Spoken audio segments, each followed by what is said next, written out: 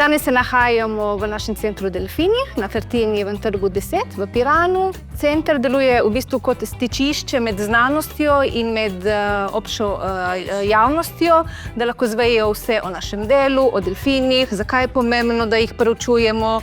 Lahko zvejo več o delfinih z vidika biologije, kako se razmnožujejo, kakšne so karakteristike delfinov. Tle pri nas živi samo ena vrsta delfinov, to je velika pliskavka.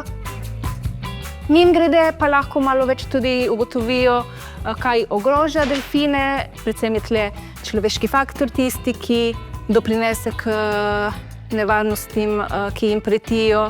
Zelo smo veseli, če nas ljudje, ko opazijo delfine, kontaktirajo. Če smo mi v centru oziroma v bazi, skočimo na čoln in jih skušamo izslediti. Danes smo prišli pogledati malo, se kaj tudi novega naučiti o delfinih. Torej, vsi se zavedamo, da delfini so zelo inteligentne živali in je pomembno njihovo zdravje, ker vpliva tudi na čistost našega morja.